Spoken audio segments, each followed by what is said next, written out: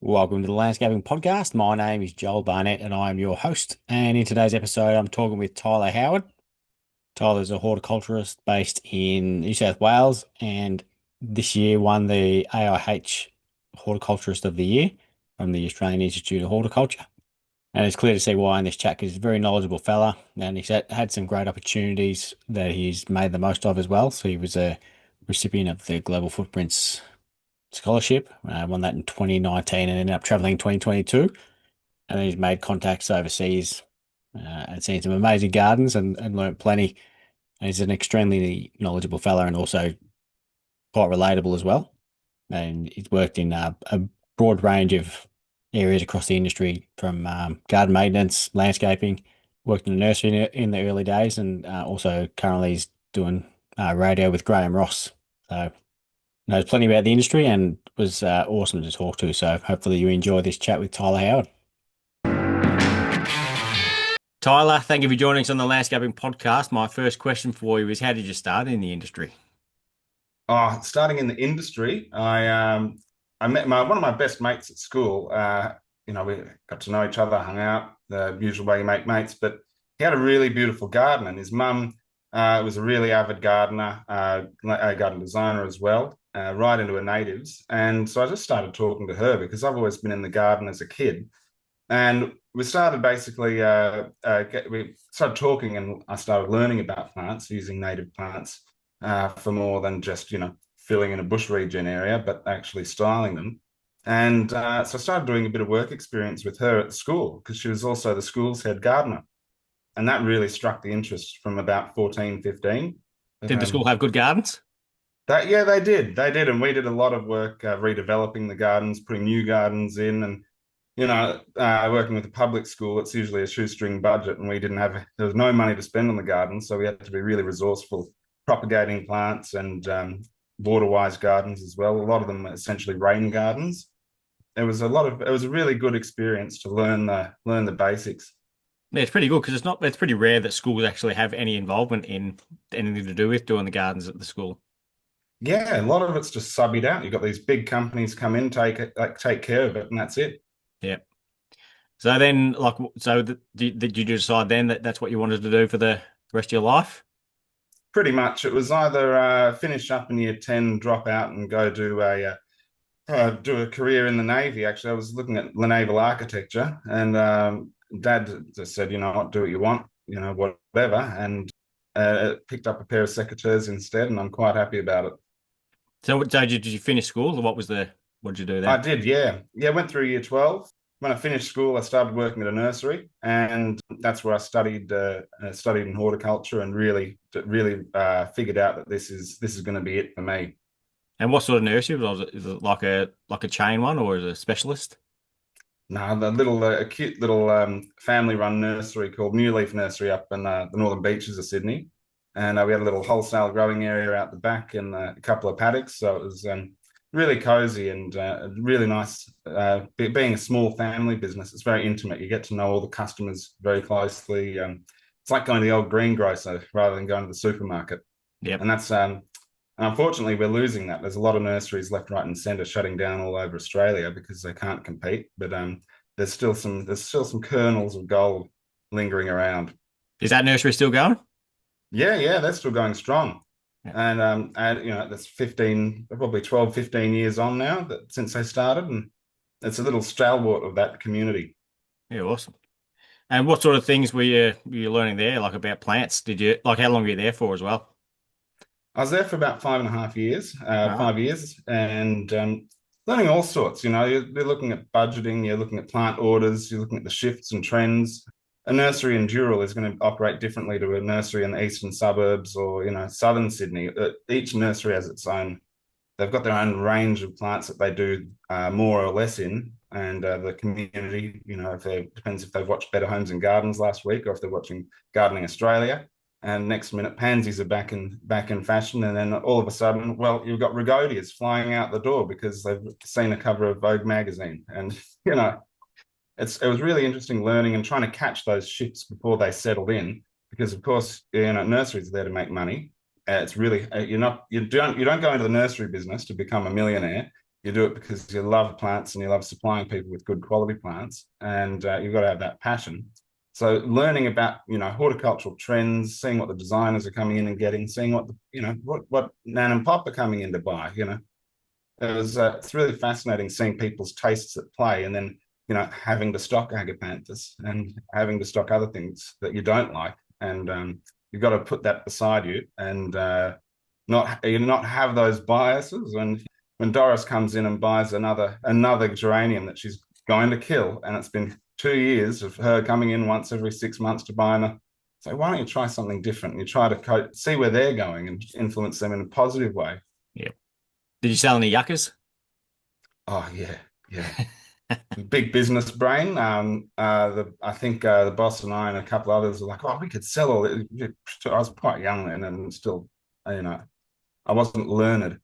Cutting down yuccas and then trying to sell the stems, and it's like I look back and I think, "What are we doing?" And I had a client a while ago wanting to just we ripped out all these yuccas. It was amazing. It was brilliant.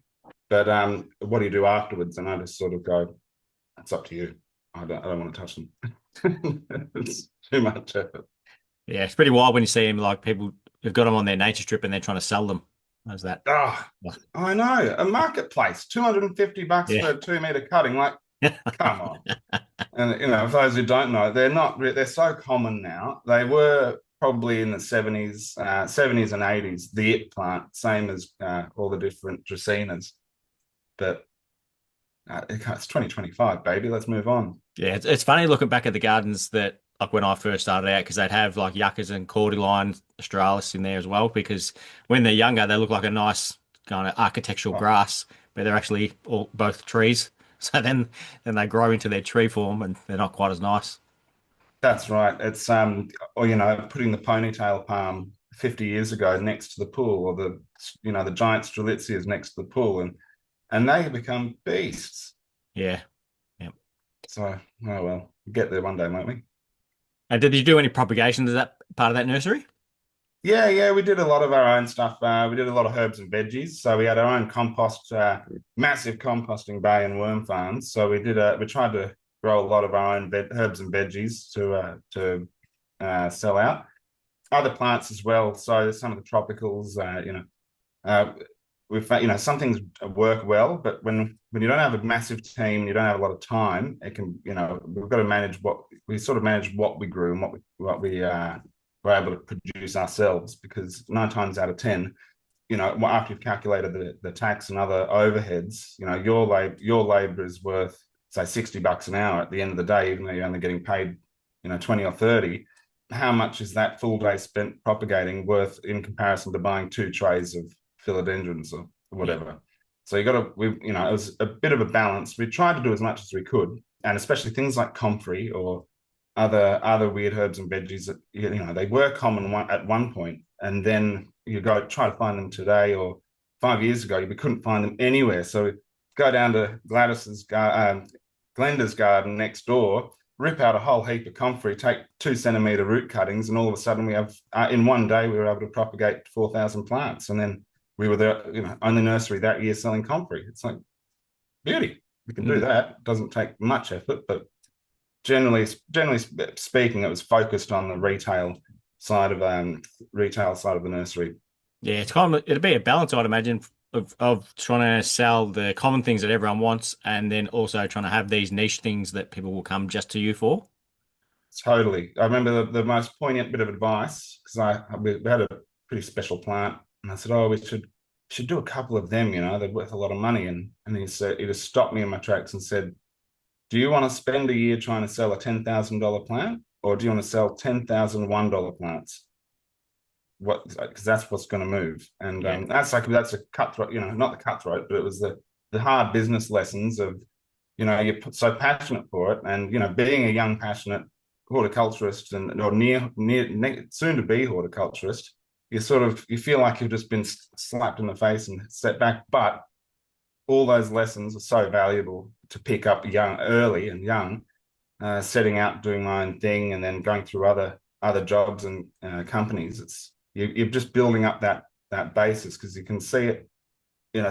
Maybe some people starting in the industry don't get it early on and they get downtrodden, and then they end up leaving the industry because things aren't plated in gold, and the rose-colored glasses are worn off. And there's some things which are a bit. It's like any industry. Some things are a little bit confronting. Trying to sell that $1 million plant, or tell a client that you can't have all these things, and trying to rationalize things. It's multifaceted, but Yeah, yeah, and also like what it could be like is you won't be able to sell that $10,000 plant at the start, but if you go for a year selling the $1 plants, then once you've got some money, then you can have that $10,000 plant on the side while you're making the money. So it's just not yeah, something you can do exactly, straight away, but it's something you can sort of build towards. definitely. And so where'd you go to after that? Been working there? I went from the nursery. I started working for a couple of maintenance companies, and ended up working with a company called Waratah, they did a lot of contracts, government contracts. So I was on contract with them at the Botanic Gardens Sydney for during COVID, basically. So it was great. They'd shut it to the public, so there was no one, or very few people. There were very limited numbers of people walking around, and got the place to ourselves. We worked on a lot of projects, changing over the calyx a couple of times to the new, updating the displays, working in the nursery there for a period of time. I think I'm one of the few people who've ever worked at the Botanic Gardens that's actually worked in every single garden bed. They just Right. got rotated around, acting in some positions there, and got to meet and know everyone really well. And that was spectacular. That was one of the best work experiences I've ever had. Yeah, you would have made a lot of contacts there as well, I'd imagine. Yeah, yeah. Well, at the time, the then CEO Denise Ora was really lovely and present in the gardens, so she'd come out and chat, keep in touch with us all. All the directors were as well, and of course, start rubbing elbows with those types of people, and then all of a sudden, you're getting a message from someone on LinkedIn that's CEO of a botanic garden overseas, or running a giant company over there. You start just developing this. It's not like you're catching up at the pub with your mates and then you meet someone else. It's another bloke doing the same stuff. It's like the horticultural industry is so varied. There's so much going on in it that you never know what you're going to do. And that's one thing I love about it. And yeah, Botanic Gardens is an amazing starting point for expanding that. Yep, that's exactly what I love about the industry as well. Like every day, like you do some things the same every day, but yeah, there's so much variety you can choose, and you can branch off into any different area that you enjoy more than others. Yep, absolutely. With the maintenance company, did you find that there were things that were relevant what you'd learned at the nursery that had transferred across, like a lot of things, or was it a completely new, different ball game? Yeah, well, the plant knowledge. So what I found is that there's a lot of, I suppose, when you insert, I don't want to talk badly about anyone or types of people, but you sort of, I found that there was, outside of that nursery world, plant knowledge was different, and it wasn't, I had to, you have to learn plant names in the nursery. You're going through the lists and catalogs and thousands of plants. So I found that really not interesting. Not that it was interesting, probably a challenge, because I'm talking about plants in a different way. I use botanical names. Common names can be misconstrued. So that was one little thing, one little kernel of it. I loved it because you're seeing different. We were seeing different gardens in a few companies I worked with. I was able to work on a few Miles Baldwin and Paul Bangay gardens. So getting to meet and work with them, help along with their gardens, diagnostics, etc. Having that skill set from the nursery, identifying pests and diseases, plant names, cultural requirements as well. Just good horticultural practice. And I found that when wasn't so much so widespread in that private maintenance world, because you're rocking up if you've got 3 gardens to visit in a day, and you've got to mow lawns, hedges, clean up, maybe clean the pool, then you go to start mowing the lawn, and sticks everywhere, there's dog poo everywhere. That adds another 10, 20, 30, 40 minutes to the day, and you just got to churn out the work, and you don't really get the time to stop and think and process. And besides that, a client doesn't want to pay you to stand around looking at the garden, because that's all it looks like when you're trying to figure something out. So I found that was another shift in attitude, how to manage that and fit that in somewhere, because it's it's all good and dandy to just spray a lawn, or just spray the weeds and churn through these gardens, but it does pay off to have moments where you can be sensitive, take your time understanding the garden. So yeah, I mean, all the experiences I had have been worked out to be brilliant lessons, and it was just about it's about efficiency, and sometimes I'm not the most efficient, because I do like to take my time and understand the site properly before charging and barging through, because that's where you make mistakes. Yeah, that's right. And it's because sometimes it's good to do that because it's like taking, one step backward, it takes two steps forward. So you're Yeah, actually sort of moving faster, but just doesn't look like you're moving the same direction the whole time. yeah, measure twice, cut once. Yeah, exactly. And I reckon there's sometimes where, like with landscape construction, I find that you're going to learn a hell of a lot more on site than what you will in a classroom like if you're doing an apprenticeship. Oh, totally. But I reckon with some sides of horticulture, a lot of it could be the opposite. It depends on who you're working for, I suppose. But if someone isn't going to take the time to show you these types of things, then you're going to learn all these pests and diseases in the classroom unless Yeah, someone shows that's you on it. site. Yeah, that's a good point. And what you learn in the classroom isn't reflective of what's going on out in the real world. It's one of those things where you hope you've got good teachers and lecturers, and you hope that you're going to get outside and see some tangible evidence of things. But generally speaking, you learn a lot of theory, and then you go through your tickets, especially as a young fellow or girl doing a Cert 3. They go out to the real world and they're like, what's this? And it's there, they learn all about best practice, and then best practice goes out the door when you start getting out in the real thick of it. I've rocked up to jobs in the landscaping, and it's just me and one other fella, and we've got 250 kilo sandstone logs, and we've only got a spud bar, and it's like, well, we can't move that from the front to the back. We've got to reinvent the wheel here. So, and same with plants. There's so many pests and diseases that you're gonna learn about, but until you actually get out and see them, and start treating them and learning how the best methods are, look at companion planting, and you know all those different management methods, and half the problems with plants are due to the fact that it's the wrong plant in the wrong place. So just those little bits of understanding that cacti don't want to be in wet feet in the shade, or really basic stuff that you'd think it wouldn't pass the starting line, yet it goes way beyond that, and you invest all this time and money, and then now you're just maintaining a shitty garden.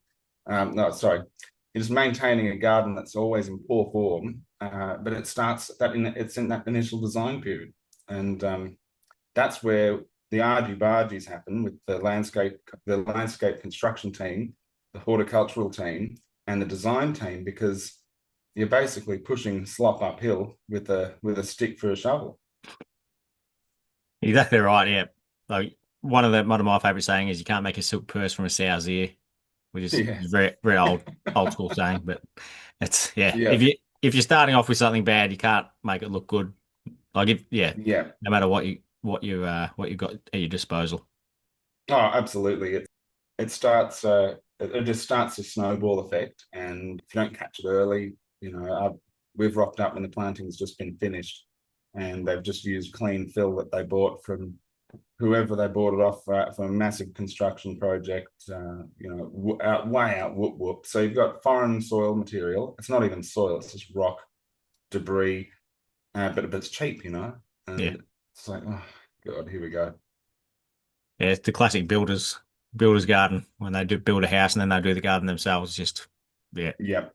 I don't know that maybe they're trying to plant long neck trees or something, because you go rock up to some gardens and it's just dashes of, go 1 foot underground and it's just bottles and, all sorts of crap. It's good for drainage apparently. That's right. That and the asbestos sheets. Yeah. So how long were you doing that maintenance work for? Throughout really, from just after the nursery up until probably last year. Took a couple of jobs. Uh, I was looking after a series of restaurants, gardens, and designing gardens for them, and then throughout Sydney, and then I started working, did more work just for myself. So taking on little garden makeovers, and I was getting a little bit sick of working for the man for a bit, and thought, oh, we'll give this a shot. And that was great fun. Bit stressful, but it was really rewarding. The only problem was the commuting and driving and extra admin, because you're starting earlier in the day. You're not getting home till late. You might do a 10, 12-hour day, and then you've got paperwork to do, and it's like, whoa. But still great. So yeah, the maintenance companies throughout, a little bit of landscaping through that period as well from post-COVID. And yeah, look at garden maintenance. I loved because I love keeping a garden in prime condition, getting a bit, helping a bit more with the design of gardens. So it sort of shifted from that nursery work to garden management. When you were at the nursery, was there anyone doing designs there, like that you learnt anything off? Because sometimes there's nurseries that have that design arm. Yeah, so the boss, Daniel, he's landscaper and designer, garden designer. So we did a lot of landscape jobs through the nursery actually, and it was a lucrative little system. You're the landscaper and designer, and you've got all the plants here. Mm. And so he used a lot of what he had in stock and got some interesting stuff in. So he had his palette that you can drive through some areas of the beaches, and you go, oh yeah, that's Dan. Yep. And lush, vibrant tropicals and stuff. It's funny how we do develop our own palettes. Yeah. And did you learn much about running a business from the nursery and also the maintenance companies before starting your own? Yeah. Sort of picked up a few things here and there. I mean, probably the salient advice is just don't do it. But once you get bogged down. But no, it was really handy, and looking at how to operate something, and not something large, but something small, can sometimes be a bit more trickier than running a big business. But yeah, there's a lot of there's so many lessons learned and skills picked up from the early days at the nursery, and then the other maintenance companies. So once you pick up some responsibilities as a site supervisor, and you start managing some projects, and you really start collating that information and you start thinking early on, how can I use this for myself? And it really did help push me to do that. I wouldn't have done it if I hadn't had those experiences and developed some of those skills. I'm not saying that I did it well or bad, but it was a great introduction, those early steps. Well, very few people do it well from the start. Uh, Yeah. yeah, there's a lot to learn there as well. And it's one of those things like you could do a course on how to do it, but yeah, not going to learn as much as when you actually get in and roll your sleeves up and do it yourself.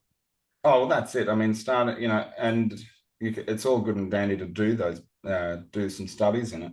But if you say, for instance, you're starting a garden maintenance company in the beginning of July in Sydney or Victoria, you're going to be struggling unless you've got that reputation. And if you're starting from scratch, well, your wages, you're going to have to charge low, and you're going to have to basically go with the dregs for a while until you get that street cred. Yep. Or you get lucky like Miles Baldwin and start right at the top. Exactly. Yeah, he does pretty well. I do love Miles' gardens. I've worked on a massive one of his multi-million-dollar landscape in the eastern suburbs of Sydney, and me and my mate were doing the gardens. It was so extensive, but he's one of the designers I like, who are really receptive. They're really hands-on, and he's got the botanical background. He started his career at the Bot Gardens here in Sydney. So I really get along with plants people. Not that I don't get along with everyone else, but when it comes to maintaining an exquisite garden on a massive scale while it's still being built, having the designer who's he's the top guy. We don't you don't always get the chance to call him up. You're talking to someone else, one of his apprentices or whatever. But for him to come in and be so involved, it makes it a lot easier, and it brings a bit more of a human element to a garden, because sometimes You get people that are they've got their heads way up in the clouds, and they're hard to relate to, hard to have a chat with. They just want product and results, and it doesn't, it doesn't always revolve around just that. And sometimes it does, but if I find you get along really well and you get better results if you do have that, conversational approach. Yeah, and also if you're getting out into your gardens that you're designing as well, you're going to be able to see things better than what you just drew on the plan and then from photos. Like you can just sort of feel things a lot better seeing it in person.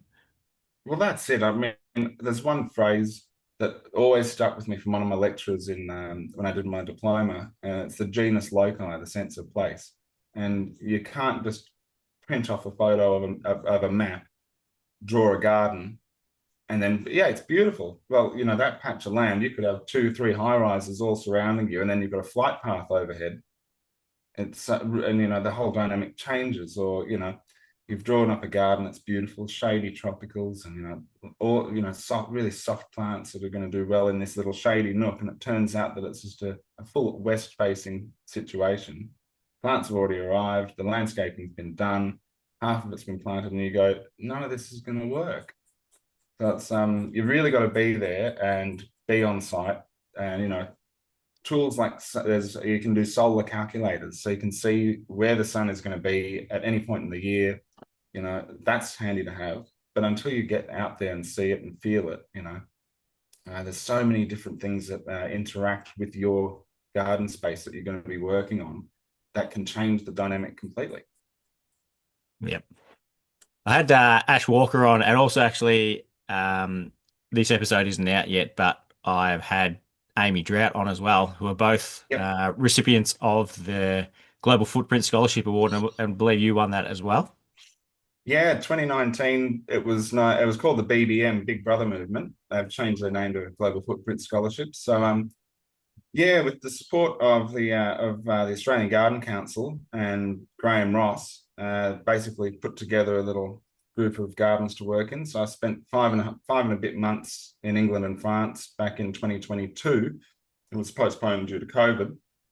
So I got to go over there and worked in some amazing places, from the Chelsea Flower Show to Royal Botanic Gardens Kew, Monet's Garden, and the goal was to just draw out their information, their practices, because sustainability over there isn't just a token gesture or a word that we throw around.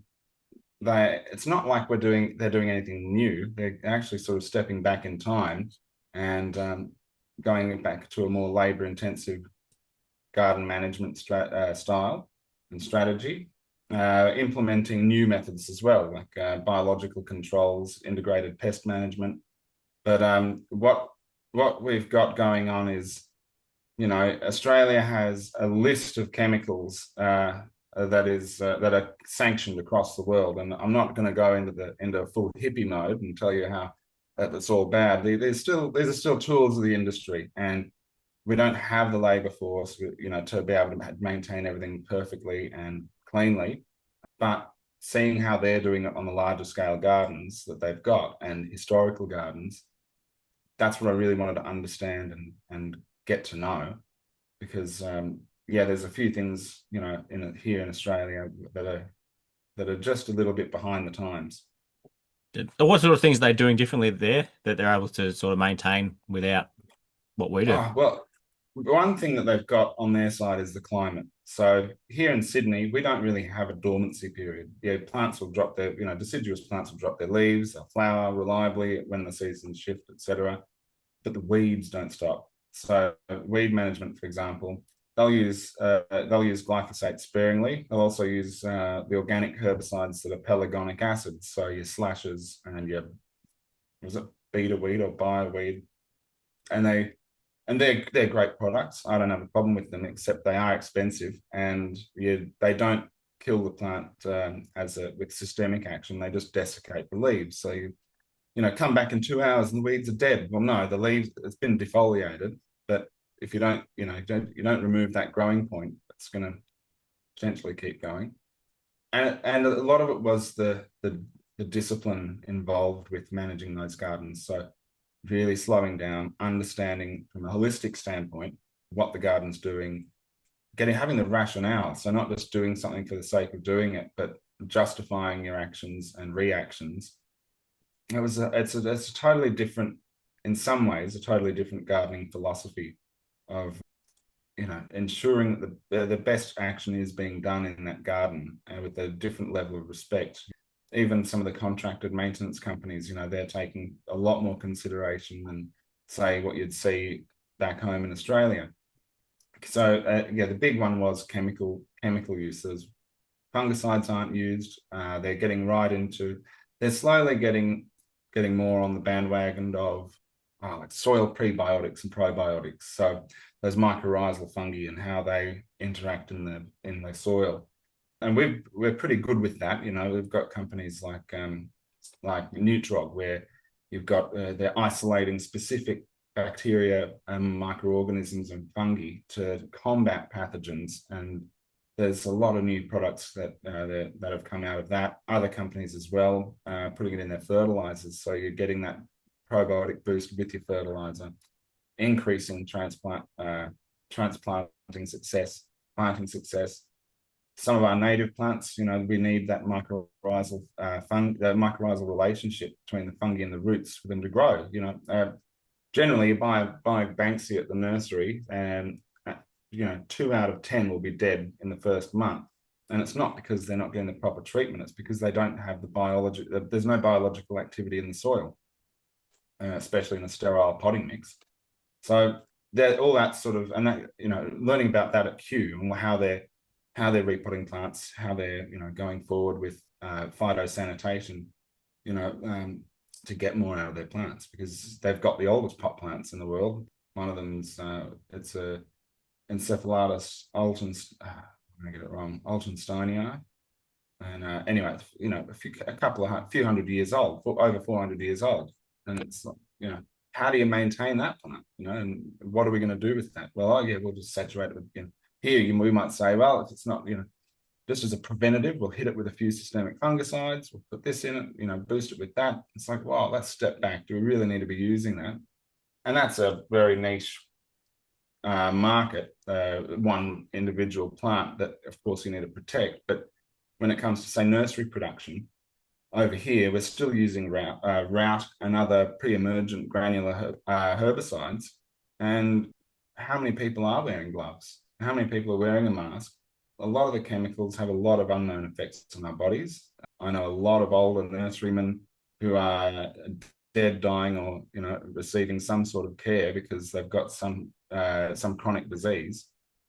And I know quite a few people who I knew of quite a few people who've either got chronic lung infections or have died from bacteria that they've come in contact with. And it's like, well, why are we rushing? Why are we exposing ourselves to these hazards? It's sort of just this basic element which can be avoided, but we do get a bit brash across all industries in Australia, where it's like, let's charge on, keep going, we'll finish early today, we'll hit the pub after work. And it's like, hold on, what we don't do today, we can do tomorrow. And a lot of that over there, they really take their safety seriously. They take everything seriously, and you get a great result. And as a result, you've got these huge historical gardens and small historical gardens as well that are always picture perfect, because they just take that time. It's like a robotic mower or an auto mower. It might take 3 weeks for it to get to a baseline standard, but once you've got that baseline standard, you're just taking off it's little bits of cutting, and same with what we do in gardens for garden maintenance. And once you've got that benchmark, it's so easy just to keep on top of things, and you don't need to go through ridiculous inputs or unnecessary inputs that can put yourself at harm and the environment at harm. Yeah, I reckon there's people who get overwhelmed a lot, but yeah, like you say, you just need to sort of take one step at a time, and then once you get to a point where it's manageable, then it's not actually as hard as what they first think. Yeah. Um, uh, you mentioned a couple of Nutrod products there. So do you use any Nutrod products in the gardens you look after? Yeah, I do. There's a few that I use. they've came out with a new one, recent one called Biometriate, which is just a plant probiotic on steroids. So heaps of microorganisms, beneficials, and that's sort of that's where I'm really leaning towards in terms of how gardens function and how to build up a good biome in the soil. Because when you're looking at a garden, you're looking at an ecosystem, and it's not just what's on the above ground plane. It's really important to understand what's going on underground. And some of these old gardens, I've worked in some pretty good historic gardens over the years, and they've got that history of not only is it an iconic place, they're a beautiful building, but what's gone into the soil hasn't been the best thing, for the long term. A lot of residuals like arsenic, cadmium, a lot of heavy metals, and then the other chemicals have been applied, DDT over the years or whatever. They really sterilize the soil, which can be, it can be a good or bad thing, right? Predominantly bad thing. I wouldn't eat any of the veggies that come out of gardens. Like I'd even be wary about the Botanic Garden, Sydney, and eating veggies out of there, because you don't know. I remember it comes from a story that I heard, but the level of arsenic and mercury in the soil is still quite high in some of these old gardens, and that sort of that plays a really big effect in the damage and degradation of our soils once you start killing off that plethora of fungi that are in the soil, the other microorganisms, the tiny insects that you can't see, to the bigger things like worms and even bandicoots, for example. Curl grubs. Everyone talks about curl grubs, and half the time you don't know what the actual grub is. You're not taking the time to identify through its life cycle. It might be an African black beetle or a scarab beetle, but what about the Christmas beetles? Or all of our other endemic insects, which each play a role. So using organics to really stimulate the soil biodiversity, you can eliminate or at least combat quite a lot of soil-borne pathogens, for example. So it's like beneficial insects or predatory insects. If you've got the competition, you're not going to have that dominant nasty in your ground. So using that sort of philosophy, things like seaweed solutions, I found, I love using seaweed solutions just to keep, it's just for the soil.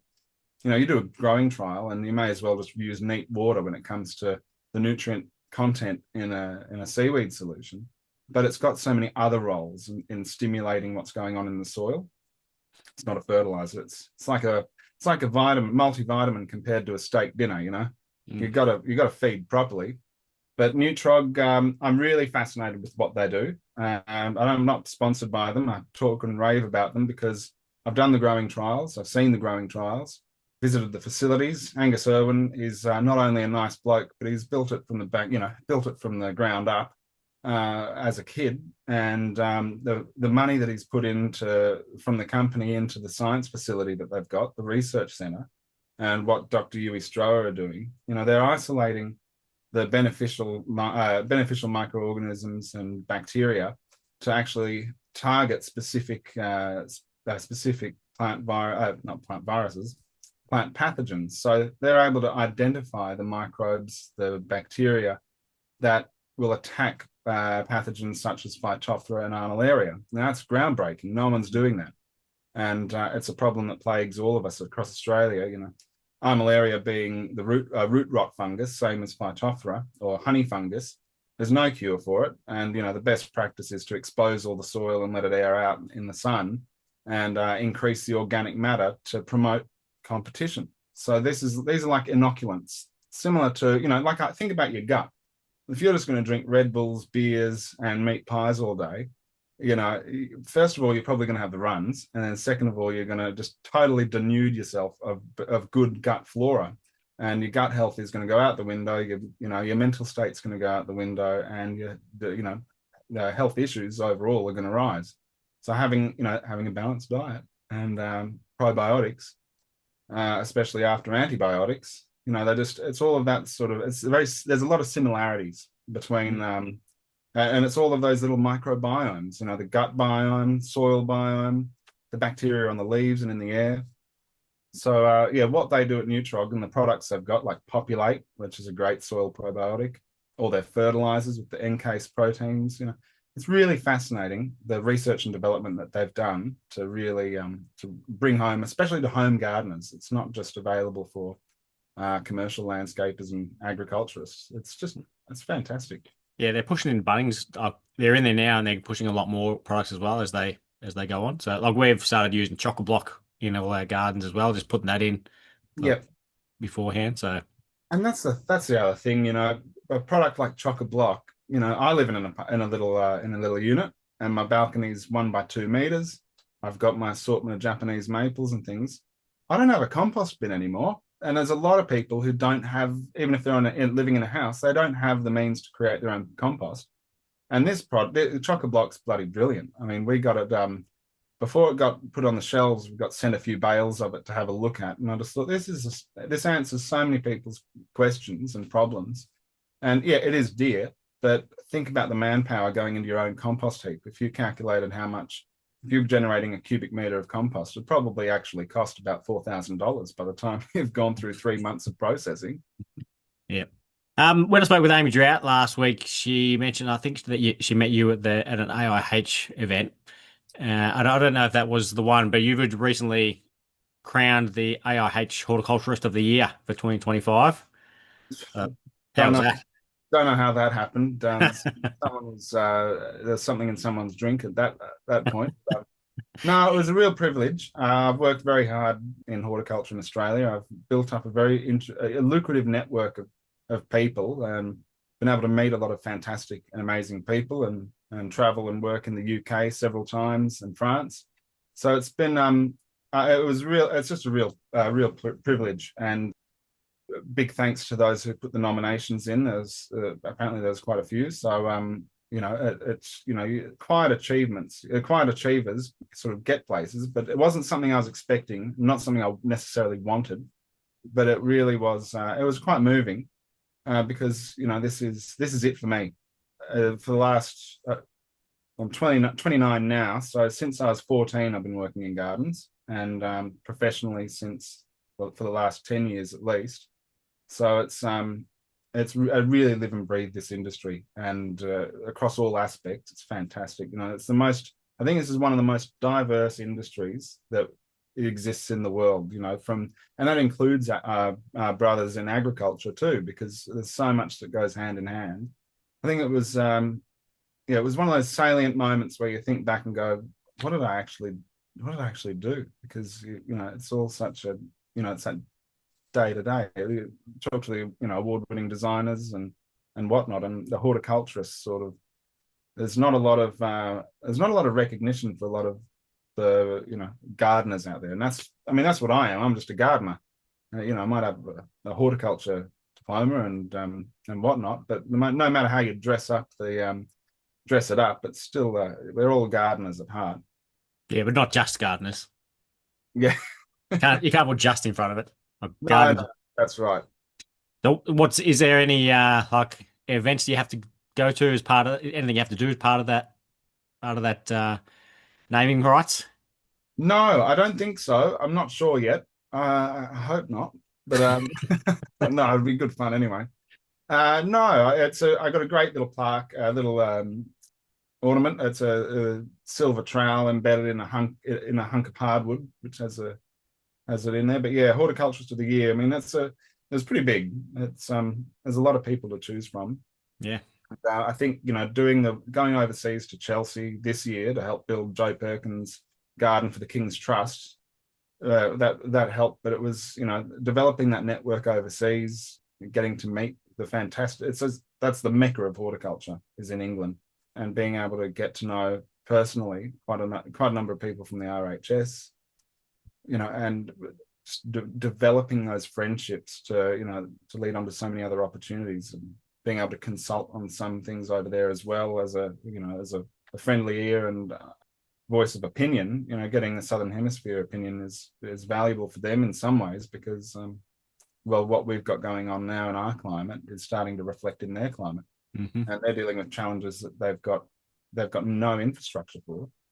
And not that I'm any help or might have the right ideas, but the fact that people have reached out and asked questions, and and ask for contributions on projects. So it's really flattering, and it's you keep at it, and you never know what door's going to open.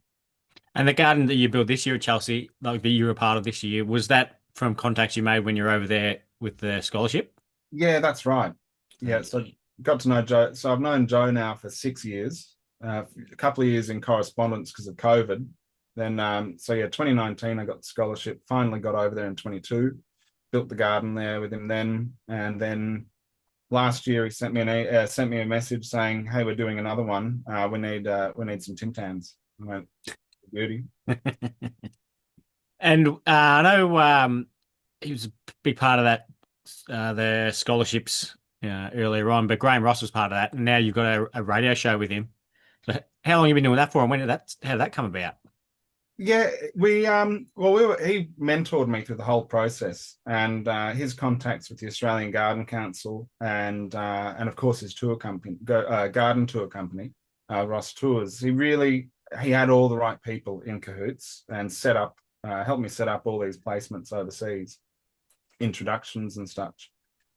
So we went from the scholarship, came back home, kept talking, and became really good mates actually. And then 2 years ago, actually 2 years ago exactly, he asked if I'd come into the studio and have a sit in and see how it goes because his program, the Garden Clinic, has been airing on 2GB for 45 years, and it's the longest running radio program in Australian history, with continuous episodes and the same host. So 1981, I believe, he started up 1981, 1982. Might have that date wrong, but it's a bastion of garden knowledge, and there's hundreds of thousands of listeners on it. I'm like, oh yeah, why not? I'll go sit in. And basically, he was leading into taking over while he went on holiday. So I got to host the show over Christmas 2 years ago, and I've been in the studio ever since. I pass him notes and tell him when he's got something wrong, which is never. He'll ask me a question here and there, and whenever he goes away, I take over the show and present it for him. And it was a real eye opener, really. And it's extended into now I work for his tour company as well, help out with the Garden Clinic Club, doing workshops for them and with them, and been able to become part of the Ross family of all their garden enterprises. It's been really great. Have you taken any tours for part of the Ross Garden tours, or is that in the shoot? Yeah. I've done a couple to Norfolk Island. I'm actually going back to Norfolk Island in January, All right. and that's a fascinating facet of Australian horticulture itself, actually, but for the early colony. But yeah, no, looking forward to that one, and we'll see what goes on in the future. Yeah, awesome. Yeah, there'd be like moments where, like you said, you're 29, like you'd have to sit back and pinch yourself. Like some people have been in the industry forever, and wouldn't get close to the kind of stuff you're doing. So I reckon it's awesome what you're doing. Yeah, it's pretty fun, and I guess I get obsessive over things, and I think part of the ethic comes from my grandfather, who got me into gardening in the first place, and my dad, who's not a gardener, he's a boat builder. But it's that you got to you got to have that tenacity, and there's always something to do. If you don't do anything, if you're idle, then you are, rolling stones gather no moss, and not necessarily you're going to make progress and go ahead anywhere, but at least you're doing something and you're active in the industry. And getting to know people like yourself, meeting people at Mifgus, or other garden events, or just chatting to people at the nursery, just things lead on to into the different directions and pathways. And if it's like the old saying, squeaky doors get the oil. So you just got to keep persisting. And I kept pushing, like for example, Graham Ross. I kept bothering him for bloody weeks, and you poke enough, and then finally you get a response, and it'll either be positive or negative. But you just gotta go with it, go with your gut, and it's like cold calling for jobs. You just got to do it. Yeah. And every no you get is closer to a yes. Exactly. That's right. And you mentioned Mifkus before, and it was this year I saw that you did one of the border gardens. Is that the first one that you've done? No, I did one a couple of years ago, and I decided to go down this year, which was right before going overseas, actually. But it was a lot of fun. My mate Ash did one as well, and they had a few people drop out. So I said to Brent, "Hey, look, can I do one? And I'll just, at least you've got an extra number." And I love the border gardens. It's supported by the London College of Garden Design and Andrew Fisher Tomlin, who's the principal over in England, in Melbourne. It's run by Brent Reed, and it's fantastic opportunity for people who aren't sure what they're gonna if they want to do a bigger garden or not. They can get it. It's an entry level thing, and the camaraderie is fantastic. It's much like the bigger gardens out there at MIFGS, where I guess it's a competition, but I've run out of mulch. Have you got any? Yeah, yeah, quick, just grab a little bit. Yeah. Everyone's there to help each other. But they're all there for the same thing. It's a lot of mutual support, which in other aspects of other industries and competitions, it's cutthroat and there's sabotage, but there's never been any sabotage. It's like Chelsea, another those show gardens that get created at these events. There's never any sabotage. There's no negativity. There's a lot of foul language depending on who you're working around, but that's all a part of that, morale and churning it along. So That's just it's Andrew Fisher Tomlin. yeah, that's just end. No, no, he's got to be the most polite man, one of the most polite men I know. But yeah, it'll be Dan Foreman. I'll be watching out. But he's a lovely bloke. And actually, yeah, mentioning Dan Foreman, probably one of the only reasons I keep going back is because of people like him who are just so dedicated to helping everyone. And he's there trying to set up Shapescaper. And bloody hell, you look around, he's gone. Next minute, he's out there with bloody Brownie or whoever else, doing a million other things, like a headless chook. So those people are the people that I get inspired by, and I look and get motivated by. Because I look at myself and I think, bloody hell, I got to pick up my game, and it really drums up that motivation and morale for everyone. So that's what I love about those intense shows, and putting a garden together in what you got a week to put it together, a week to show it, and then 2 days, 3 days to knock it down. It's an emotional process of really big highs, and then you get that low at the end, and then you get that great memory of it afterwards. Mm. It's fantastic. It's addictive. Yeah, it'd be the best thing ever if you didn't have to pull it down. That's the worst. 100%. Yeah, I know. Or build it.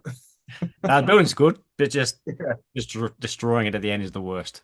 Oh, I know. It's heartbreaking.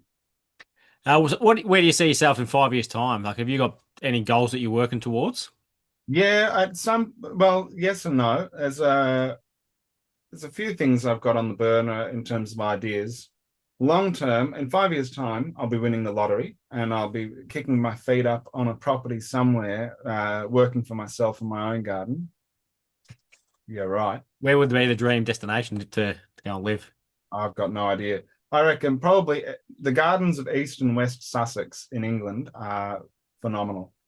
That would be a goal. I'd love to live and work in a one of the finer, large estates, historical estates of England, and get to know that industry more, because the principles are just so different. We can apply them here.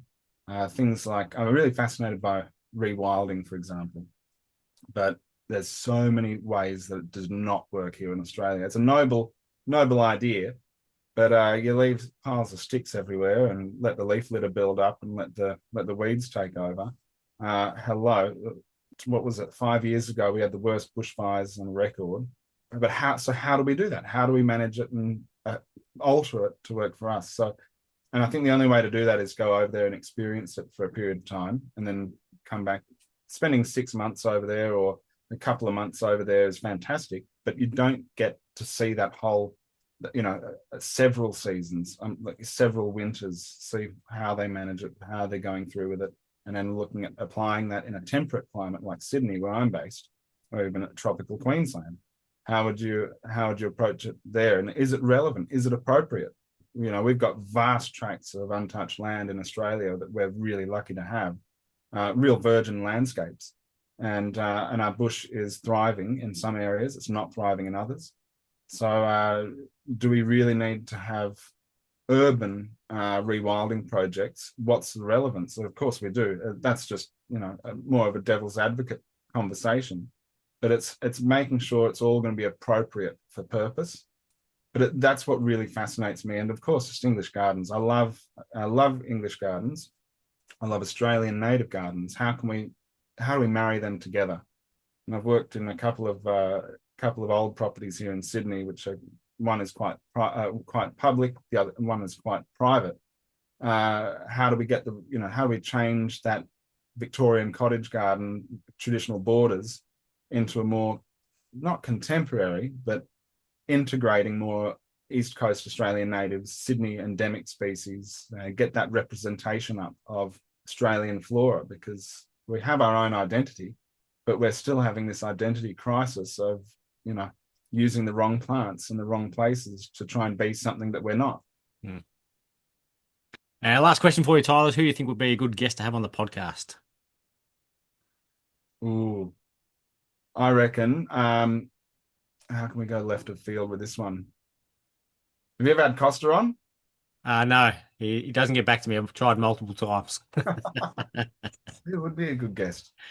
I reckon someone like Stephen Vella, who's got wild meadows, an open garden out in Little Hartley, just beyond the Blue Mountains in Sydney. It's a beautiful perennial garden. Talking about English gardens, and it's a great cool climate garden. It's open soon, actually. Next week it'll be open for the Hartley Valley Garden Festival, and he opens it each month, and you can really see the garden shift through the seasons. Big blousy perennials, and he's really done a good job with it over the last 13 or 14 years. I think he's been there.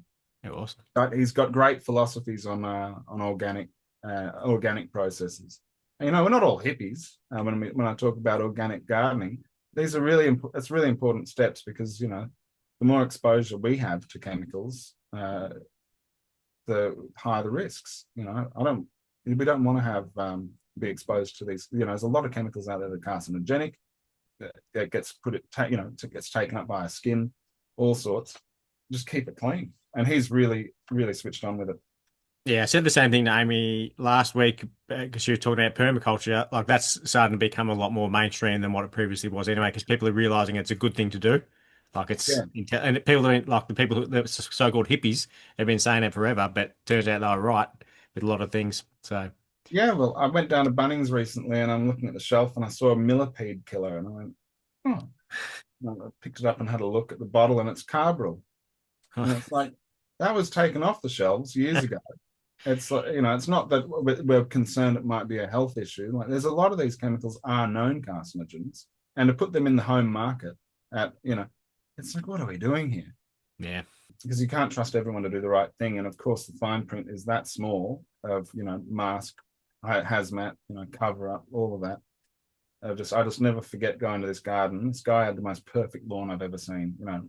Cylinder mode at the front and back, checkerboard pattern, beautiful. Shows me his garden shed, and he's got every chemical known to man. Even we had a team of 100 odd people in the company I was working with at the time, and we didn't even have that in our chemical shed. And he's like, yeah, I mix this, and that together, just splash it in and bloody get it out there, yada yada yada. And like he's wearing thongs then when I was talking to him. I'm thinking, look, there's got to be a medium here, and you can buy them all online. All these chemicals are available, so there's no restriction. It is a worry, but look, at the end of the day, if it's available, it's available. yeah. Some chemicals you need a chemical certificate for applying it commercially, but you don't need that to do it in your own home. No, no, Which is wild. it is. It is. It's like that Roundup interview where they said it's safe enough to drink, and they said, "All right, well, here's a glass of it." And he went, "I'm not stupid. You can't win." Yeah. Well, Tyler, thank you so much for coming on. Really appreciate you taking up the time. And yeah, love hearing your story and looking forward to following along with you, seeing when you end up in East Sussex or over in the UK. We'll see. We'll see. For now, we'll hang out at Kirribilli and make the magic happen. But thanks so much for having me, and I hope you didn't mind the ramble.